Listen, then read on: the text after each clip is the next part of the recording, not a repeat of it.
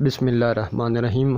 السلام علیکم پیارے دوستو، میں ہوں عالمگیر اور آپ دیکھ رہے ہیں بزرگان دین یوٹیوب چینل۔ دوستو، میں ایک اور نئے واقعہ کے ساتھ حاضر ہوا ہوں جس کا عنوان ہے حضرت موسیٰ اور حضرت خضر علیہ السلام کا واقعہ۔ دوستو، واقعہ شروع کرنے سے پہلے اگر آپ نے ہمارا چینل سبسکرائب نہیں کیا ہوا تو پہلے اس کو سبسکرائب کر لیں اور ساتھ والے بیل آئیکن کو پریس کر دیں تاکہ ہماری آنے والی ویڈیوز کی نوٹیفیکیشن آپ کو آپ کی اسکرین پر سب سے پہلے مل سکے۔ تو دوستو چلتے ہیں، واقعہ سنتے ہیں۔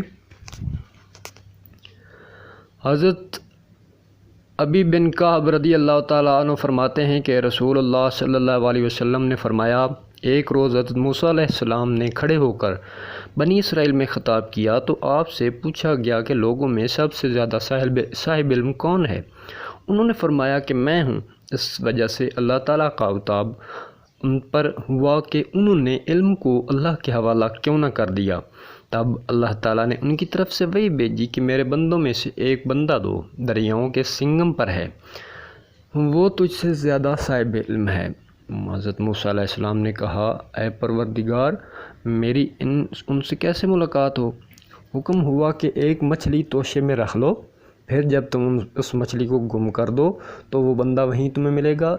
چنانچہ موسیٰ علیہ السلام چلے اور ساتھ میں اپنے خادم یوشع بن نون کو لے لیا اور انہوں نے توشے میں مچھلی رکھ لی۔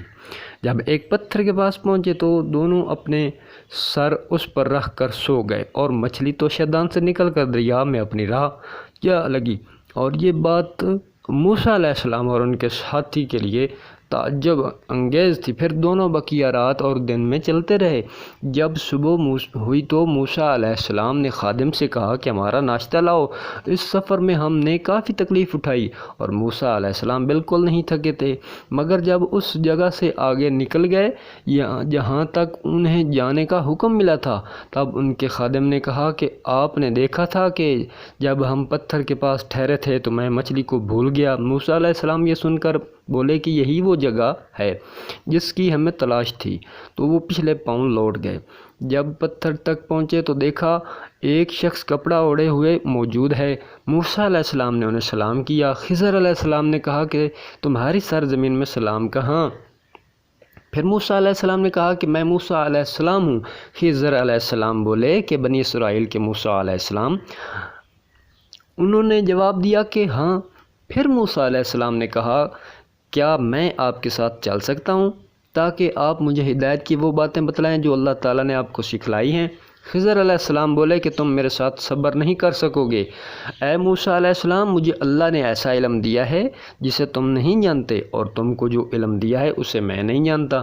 اس پر حضرت موسیٰ علیہ السلام نے کہا کہ خدا نے چاہا تو آپ مجھے صابر پاؤ گے اور میں کسی بات پر آپ کی مخالفت نہیں کروں گا۔ پھر دونوں دریا کے کنارے پیدل چلے۔ ان کے پاس کوئی کشتی نہ تھی کہ ایک کشتی ان کے سامنے سے گزری تو کشتی والوں سے انہوں نے کہا کہ ہمیں بٹھا لو۔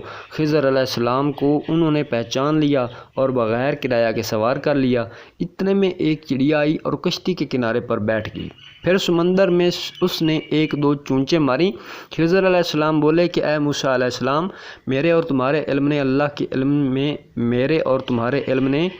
اللہ کے علم میں سے اتنا ہی کم کیا ہوگا جتنا اس چڑیا نے سمندر کے پانی سے۔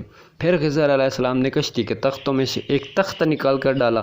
موسیٰ علیہ السلام نے کہا کہ ان لوگوں نے تو ہمیں بغیر کرایہ کے سوار کیا اور آپ نے ان کی کشتی کا تختہ اکھاڑ دیا تاکہ یہ ڈوب جائیں۔ خضر علیہ السلام بولے کہ میں نے نہیں کہا تھا کہ تم میرے ساتھ صبر نہیں کر سکو گے؟ اس پر موسیٰ علیہ السلام نے جواب دیا کہ بھول پر میری گرفت نہ کریں۔ موسیٰ علیہ السلام نے بھول کر یہ پہلا اعتراض کیا تھا۔ پھر دونوں چلے۔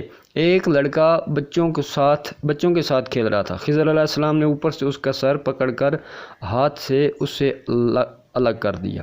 موسیٰ علیہ السلام بول پڑے کہ تم نے ایک بے گناہ کو بغیر کسی جانی حق کے مار ڈالا۔ خضر علیہ السلام بولے کہ میں نے تم سے نہیں کہا تھا کہ تم میرے ساتھ صبر نہیں کر سکو گے؟ پھر دونوں چلتے رہے حتیٰ کہ ایک گاؤں والوں کے پاس آئے۔ ان سے کھانا لینا چاہا، انہوں نے کھانا کھلانے سے انکار کر دیا۔ انہوں نے وہیں دیکھا کہ ایک دیوار اسی گاؤں میں گرنے کے قریب تھی۔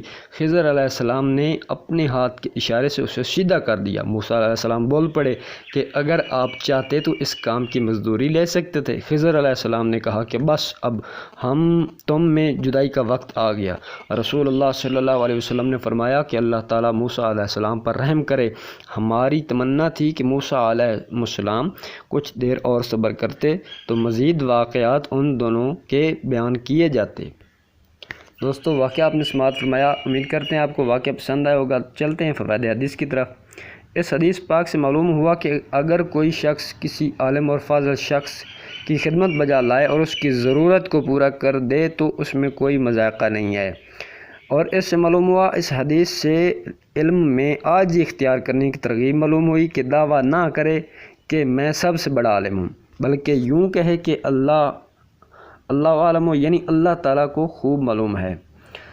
احکام شریعت کو بلا چون و چرا قبول کرنا چاہیے، اگرچہ بعض کام کی حکمتیں سمجھ میں نہ آئیں۔ علم کی تلاش میں سفر کرنا مستحب ہے۔ علماء و مشائخ کا ادب کرنا چاہیے۔ اولیاء اللہ کی کرامات ثابت ہوئیں۔ ضرورت کے وقت کھانا مانگنا جائز ہے۔ کشتی کو کرایہ داری کے لیے دینا اور مالک کی اجازت اور رضامندی کے بغیر کرایہ کی کشتی اور دوسرے جانوروں کی سواری، گھر کی رہائش اور لباس وغیرہ استعمال کرنا جائز ہے۔ حکم کا مدار ظاہری احوال پر ہے جب تک کہ اس کے خلاف امر ظاہر نہ ہو۔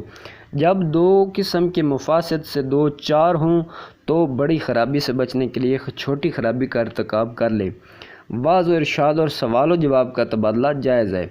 بندوں کو انہی باتوں کا علم ہوتا ہے جو اللہ تعالیٰ ان کو سکھلا دے، خواہ وہ انبیاء علیہم السلام ہوں۔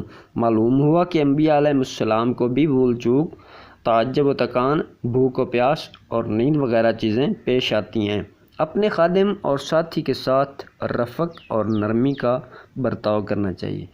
کوئی انسان شیطانی وساوس سے خالی نہیں ہے، وسوسوں سے خالی نہیں ہے، خبر واحد معتبر ہے۔ تو دوستو امید کرتے ہیں آپ کو واقعہ پسند آیا ہوگا۔ دوستو اگر آپ کو ہماری یہ ویڈیو، ہماری یہ کاوش پسند آئی ہو تو اس کو زیادہ سے زیادہ شیئر کریں، اور مزید اس طرح کی ویڈیوز دیکھنے کے لیے ہمارے چینل کو سبسکرائب کریں اور ساتھ والے بیل آئیکن کو پریس کر دیں تاکہ ہماری آئندہ سے آنے والی ویڈیوز کی نوٹیفیکیشن آپ کو مل سکے۔ تو دوستو ملتے ہیں نئے واقعے کے ساتھ، تب تک اجازت دیجیے، دعاؤں میں یاد رکھیے گا۔ اللہ حافظ۔